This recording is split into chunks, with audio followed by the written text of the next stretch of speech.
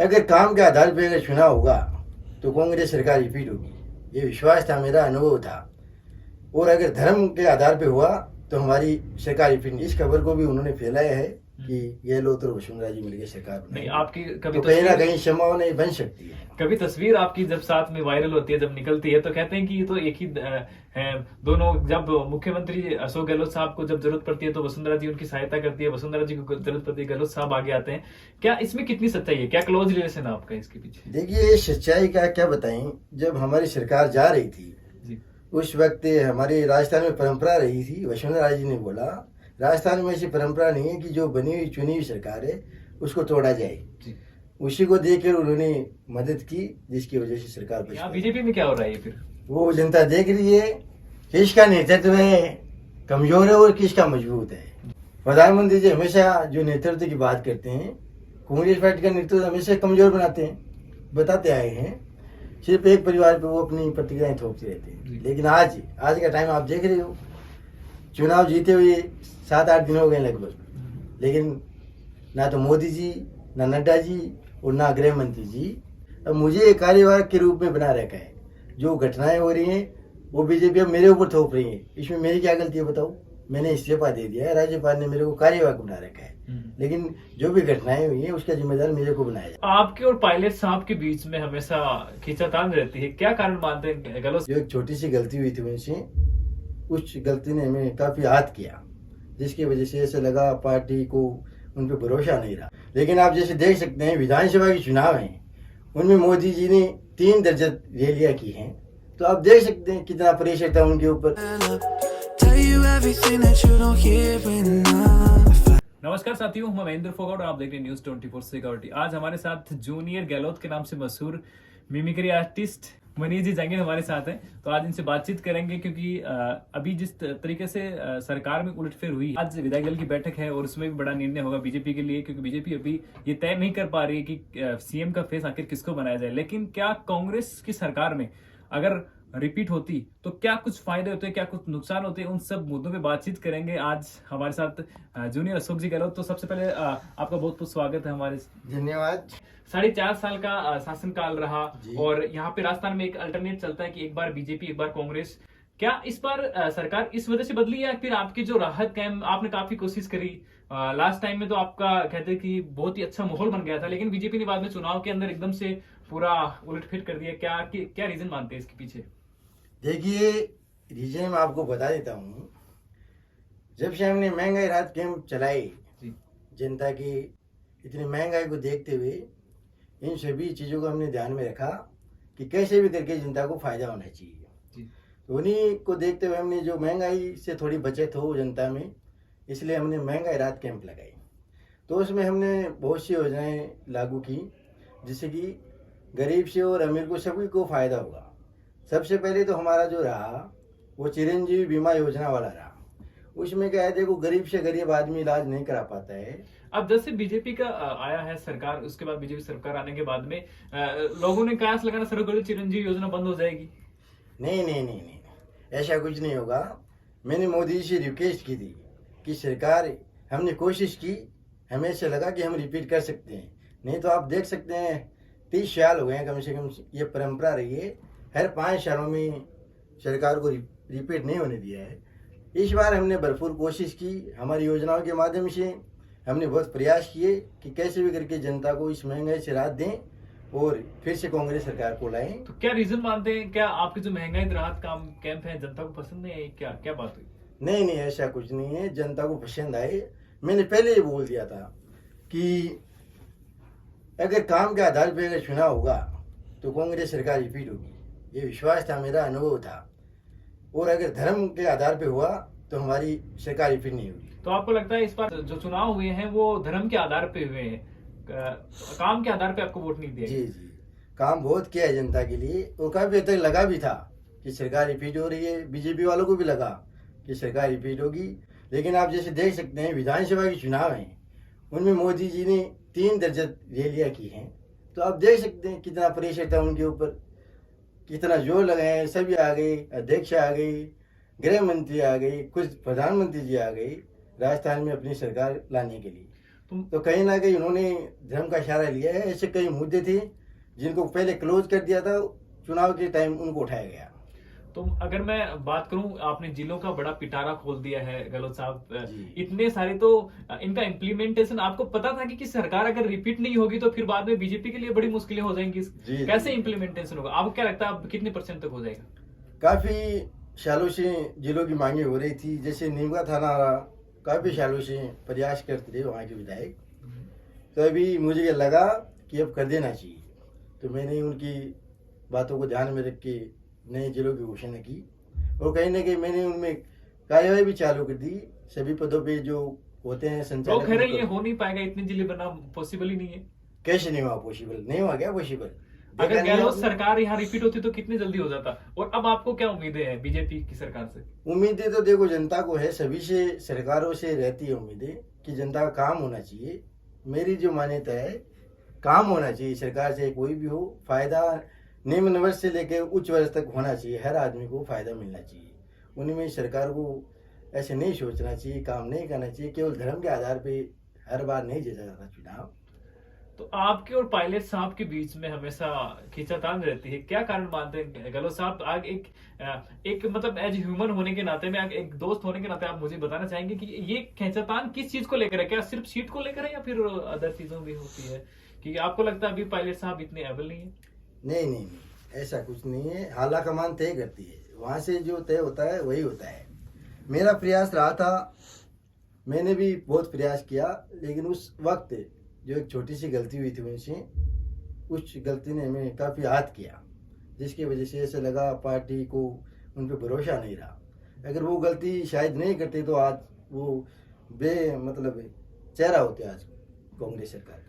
तो अभी आपको क्या लगता है कि इस बार तो रिपीट नहीं हो पाई आपकी सरकार, लेकिन फिर भी लोग कयास लगा रहे हैं कि वसुंधरा राजे जी को मौका नहीं दिया गया तो फिर कहीं ना कहीं गहलोत साहब से मैडम हाथ मिला लेंगी और फिर आप मिलकर सरकार बनाएंगे? क्या आपको उम्मीद है ऐसी, या क्या ये उम्मीद only तो अफवाहें हैं? नहीं है, लेकिन जैसे जनता को उम्मीद रहती है कि सट्टा बाजार चलता है, फलोदी सट्टा बाजार, उसमें पहले से तय था बीजेपी सरकार आएगी। तो अगर उसको जनता मानती है तो फिर इस खबर को भी उन्होंने फैलाया है कि गहलोत और वसुंधरा जी मिलकर सरकार नहीं, बनाएंगे। आपकी कभी तो कहीं ना तस्वीर, कहीं संभावना बन सकती है। कभी तस्वीर आपकी जब साथ में वायरल होती है, जब निकलती है, तो कहते हैं कि ये तो एक ही है दोनों। जब मुख्यमंत्री अशोक गहलोत साहब को जब जरूरत पड़ती है तो वसुंधरा जी उनकी सहायता करती है, वसुंधरा जी को जरूरत पड़ती है गहलोत साहब आगे आते हैं। क्या इसमें कितनी सच्चाई है? क्या क्लोज रिलेशन है आपका इसके पीछे? देखिए, सच्चाई का क्या बताएं, जब हमारी सरकार जा रही थी जी। उस वक्त हमारे राजस्थान में परंपरा रही थी, वसुंधरा जी ने बोला राजस्थान में ऐसी परंपरा नहीं है कि जो बनी हुई चुनी हुई सरकार है उसको तोड़ा जाए। जी। उसी को देखकर उन्होंने मदद की, जिसकी वजह से सरकार बच पाई हमारी। जी। वसुंधरा, हालांकि बीजेपी का तो ये रूल्स रहा, हर हर स्टेट के अंदर वो ऐसा करते हैं, जिनको जहां मौका मिले वहां कह देते हैं नींद हराम हो जाती है। क्या राजस्थान में आप कह रहे हो वसुंधरा राजे जी ने कहा कि ऐसा नहीं करेंगे, क्यों? जी जी, वो परंपरा रही है, कहीं ना कहीं उनका वो नेतृत्व दर्शाता है इस बात को कि चुनी हुई सरकार को मैं किसी भी प्रकार से जाने नहीं दूंगी। बिल्कुल। उनकी सोच मुझे बहुत अच्छी लगी। अगर मौका उनको भविष्य में अगर नहीं देते बीजेपी सरकार, अगर मुझे उनके सहयोग करना पड़े तो मैं बेशक करूँगा। सर, मैं सबसे इम्पोर्टेंट चीज ये, जैसे ही सरकार बनी है, यहाँ पे बहुमत आया है, उसके बाद में लगातार से कयास लगा रहे हैं कि चिरंजीवी योजना बंद हो जाएगी। मैं मानता हूँ कि चिरंजीवी योजना जितने भी दर्शक देख रहे हैं, कहीं ना कहीं प्रत्यक्ष या अप्रत्यक्ष रूप से उन्होंने उसका लाभ लिया, जुड़े हुए हैं और आगे भी जुड़े हुए रहना चाहते हैं, क्योंकि अब हर एक इंसान के लिए बहुत पॉसिबल हो गया कि वो किसी भी क्रिटिकल बीमारी का इलाज आसानी से करवा सकता है। जबकि पहले ऐसा होता था कि कहीं भी अगर सर्जरी भी करानी तो फिर वो हो नहीं पाती थी और पैसों के अभाव में लोग बहुत सारी जान दिए। आज आपने इतना कर दिया कि 25 लाख रुपए बहुत ज्यादा बड़ी, मुझे लगता है कि कोई भी क्रिटिकल ऐसी बीमारी नहीं होगी जिसका इलाज इस रकम से नहीं किया जा सकता। तो क्या कयास लगा रहे हैं कि बंद हो सकती है? क्या ऐसा है? अगर बंद होती है तो फिर जनता को क्या नुकसान होगा और इसकी भरपाई कैसे करेंगे आप? मैंने पहले कहा था ये स्कीमें बंद नहीं होनी चाहिए, मैंने रिक्वेस्ट की थी मोदी से, लेकिन मोदी जी ने उसको मुद्दा बना लिया। मुद्दा कैसे बनाया कि गहलोत जी को पता चल गया कि कांग्रेस सरकार जा रही है, इसलिए वो मुझसे गारंटी ले रही। अच्छा। लेकिन ये गारंटी वारंटी नहीं है, ये मतलब करते हुए आदमी का कि जनता को स्वास्थ्य और शिक्षा, ये दो काम है, इन पे ज़्यादा ध्यान देना चाहिए। ज़्यादा जरूरत ही नहीं की रहती है जनता को, तो इनको मैंने देखा है, इनमें गरीब आदमी की जो रहता है, गरीबी से जूझता है, वो इलाज नहीं करा पाता है, आजकल ऐसी ऐसी बीमारियां आने लगी, 5-10 लाख, 15 लाख, 20 लाख तक लग जाते हैं। तो उन्हीं को मैंने ध्यान में रखा और ये सारी योजनाएं चालू की। और इसीलिए मैंने रिक्वेस्ट किया कि ये योजना बंद नहीं होनी चाहिए, क्योंकि ये हर वर्ग के लिए काम आती है। जी। आपके अगर मैं मुख्य योजनाओं की बात करूं तो आप कौन सी ऐसी चीजों को मानते हैं कि बीजेपी सरकार में आने के बाद में उनको खतरा है और लोगों को जिससे डायरेक्ट रूप से फायदा हो रखा है? ये जो कांग्रेस बीजेपी की जो लड़ाई है उस चक्कर में कहीं ना कहीं गरीब आदमी मारा जाएगा, तो ये चीजें अगर खत्म हो जाएंगी तो नुकसान होगा प्रत्यक्ष रूप से आम जनता का। पहली बात तो ये जो चिरंजीवी स्वास्थ्य वाली योजना है, ये सबसे अहम रहेगी।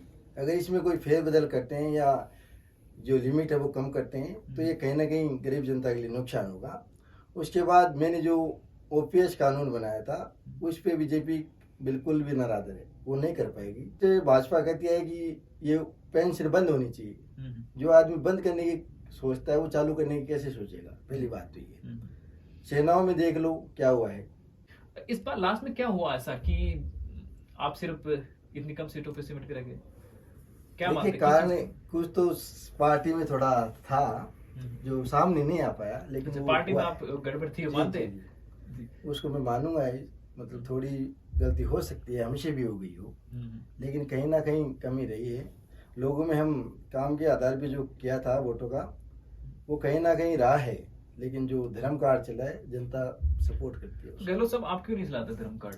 अगर बीजेपी चला सकती तो आप क्यों देखिए, हमारी पार्टी कहती है सबसे बड़ा धर्म, बीजेपी कहती है सनातन धर्म, हिंदू धर्म, लेकिन जो पार्टी हमें निर्देश देती है, जो मानव धर्म है वो सबसे बड़ा है। उसमें मतलब हर रिलीजन आ जाता है, किसी भी धर्म का हो, मानव धर्म में सबको मतलब फैसिलिटी मिलती है। उस आधार पे हम काम करते हैं, इसीलिए हम ये नहीं कर पाते। हम करते हैं धार्मिक काम करते हैं, लेकिन हम इतना प्रचार प्रसार नहीं करते हैं। जब मुस्लिम वोटर्स आपकी बात करते हैं तो कहीं ना कहीं या उनके हितों की बात जब गहलोत साहब करते हैं तो लोग कयास लगाते हैं कि क्या यार ये क्या है, आप हिंदू को इतना प्रोटेक्ट नहीं कर रहे और बीजेपी के लिए, इसीलिए हिंदू जो है बीजेपी को कट्टर रूप से वोट देते हैं, है ना? तो आपने ऐसा क्या है, क्या मुस्लिमों के साथ आप ऐसा एजेंडे क्यों नहीं चलाते फिर, जैसे बीजेपी चला रही है? ये परंपरा नहीं रही है हमारी पार्टी की।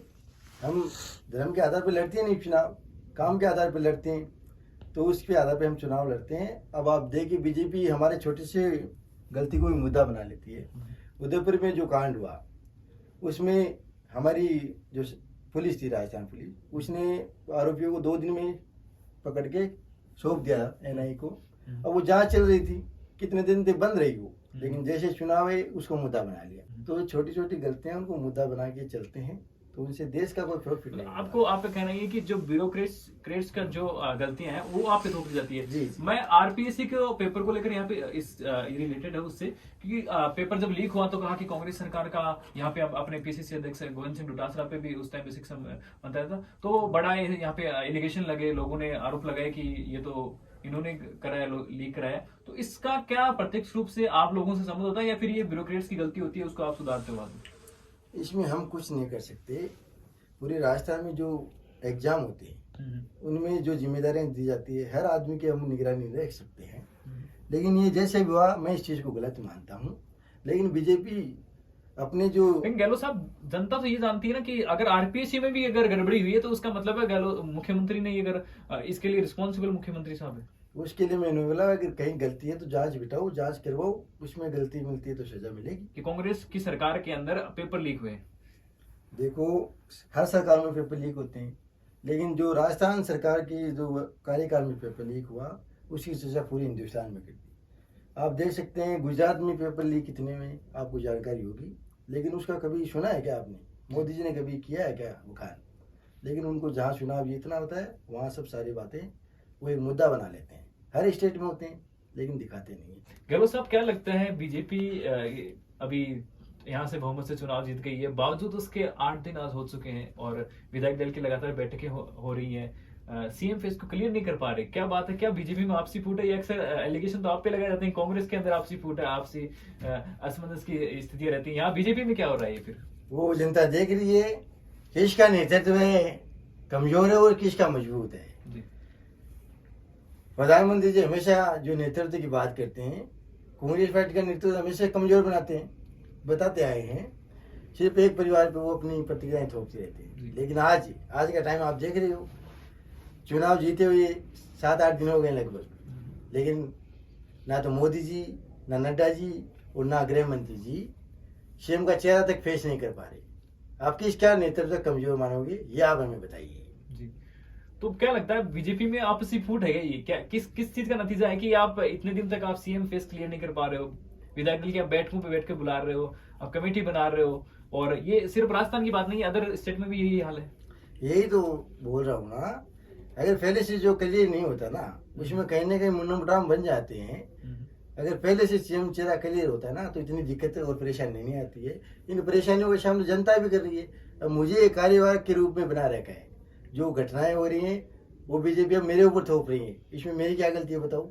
मैंने इस्तीफा दे दिया है, राज्यपाल ने मेरे को कार्यवाहक बना रखा है, लेकिन जो भी घटनाएं हुई हैं उसका जिम्मेदार मेरे को बनाया जा रहा है। तो क्या आपकी नजर में बीजेपी अब इतनी कमजोर हो गई कि यहाँ पे शासन तक नहीं चला सकते कि आपको कार्यवाहक बना के जो राज्यपाल का शासन है उसमें भी आपको काम करना पड़ रहा है? देख लो आप, कांग्रेस जनता के सामने है। अब कितने दिन मेरे को कार्यवाहक बनाए रखेंगे इसका पता नहीं। क्या इसके पीछे भी कोई बीजेपी का कोई आपको लगता है प्रोपेगेंडा तो नहीं है कोई इलेक्शन का?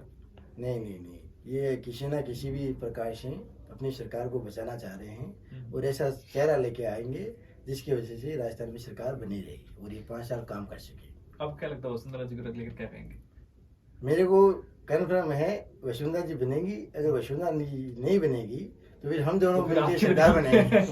बिल्कुल। आप लोगों का क्या कहना है अगर वसुंधरा जी को मौका नहीं दिया जाता है? तो क्योंकि कहते हैं कि 50+ विधायक वसुंधरा जी के पास में है, तो ऐसी स्थिति में यहाँ पे गहलोत सरकार फिर से रिपीट हो सकती है। आप कमेंट सेक्शन में राय जरूर रखिएगा। और आपको हमारा आज का शो आपको कैसा लगा, और सर की जो वॉइस है एक मिमिक्री आर्टिस्ट होने के नाते हमने, हालांकि हम कॉमेडी के रूप में इसे कर सकते थे, मजाक कर सकते थे, लेकिन हमें ये नहीं करना था। हमें एक्चुअल में जो आप लोगों के मुद्दे हैं, जो आम जन की समस्या है, आम जन के जो विश्वास है सरकारों पे, उस पे हमने बात करी है। आपको कैसा लगा ये कमेंट सेक्शन में जरूर रखिएगा, और सर की मिमिक्री के बारे में जरूर बताइएगा, क्या किस टोन आपको कितनी पसंद आई। Thanks for watching, meet you soon in next video. Tell you everything that you don't hear in